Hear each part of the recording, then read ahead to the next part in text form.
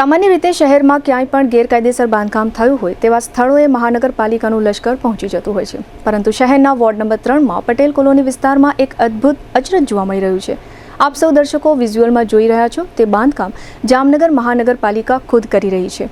આ બાંધકામ ગેરકાયદેસર એટલે કે નિયમ વિરુદ્ધ એટલા માટે કહી શકાય કેમ કે આ બાંધકામ મહાનગરપાલિકા પોતાની જગ્યા પર નહીં પરંતુ અન્યની જગ્યા પર કરી રહી છે। આ બાંધકામના પાછળના ભાગમાં જે નર્સિંગ ક્વાર્ટર દેખાઈ રહ્યા છે તે તમામ જગ્યા જામનગરની MP શાહ મેડિકલ કોલેજ હસ્તકની છે,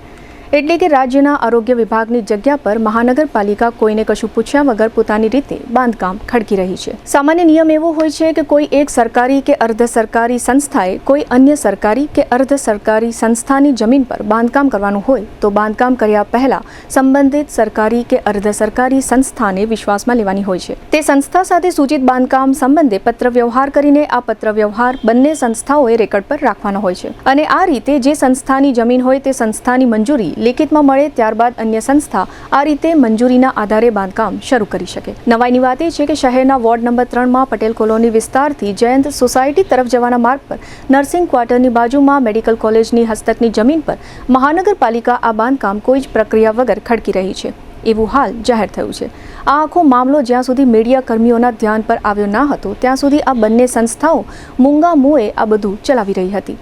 અને હવે આ આખો ભગો જાહેર થઈ ગયા પછી પણ મહાનગરપાલિકા કે મેડિકલ કોલેજ બેમાંથી એકેય સંસ્થા હજુ પણ સ્પષ્ટ વાત કરતી નથી અને ગોળ ગોળ વાતો ગુમાવી રાખે છે। તેના પરથી દેખાઈ રહ્યું છે કે મહાનગરપાલિકાના પ્રોજેક્ટ એન્ડ પ્લાનિંગ વિભાગ તથા સિવિલ વિભાગ હસ્તકના કામો કઈ રીતે ચાલી રહ્યા છે। અત્રે ઉલ્લેખનીય છે કે આપ સૌ દર્શકો આ જે બાંધકામ જોઈ રહ્યા છો તે મહાનગરપાલિકા દ્વારા વોર્ડ ઓફિસ બનાવવામાં આવી રહી છે તેવું આ બાંધકામ પરથી જોઈ શકાય છે।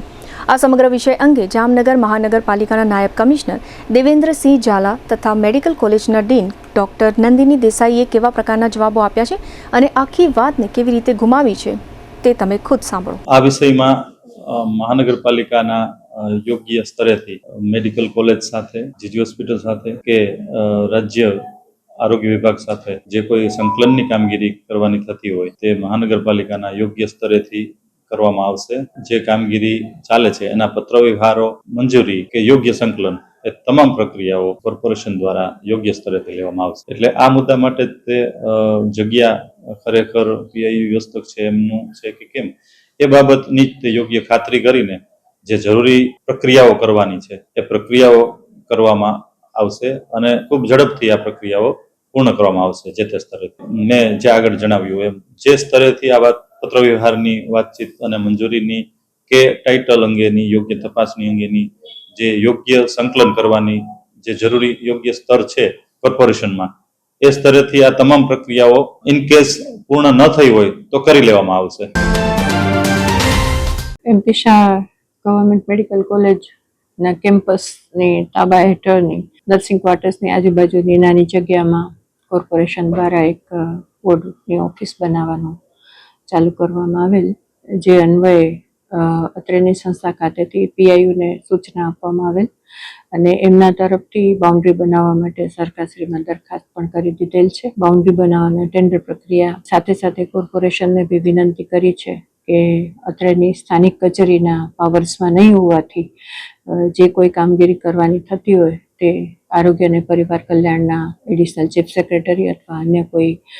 વડાશ્રીની મંજૂરી બાદ આ પ્રકારની કામગીરી કરવી। કોર્પોરેશન અને આરોગ્ય પરિવાર કલ્યાણ વિભાગ ત્રણેય જણા સંકલનમાં રહી અને આ પ્રશ્નનો ઉકેલ લાવશે। પણ એ અટકાવવા માટેની પણ અત્યારે મ્યુનિસિપલ કમિશનર સાહેબ સાથે ચીફ એન્જિનિયર શ્રી જાની સાહેબ સાથે વાત થઈ ગયેલ છે અને એ લોકો હાલમાં પ્રક્રિયા કરી રહ્યા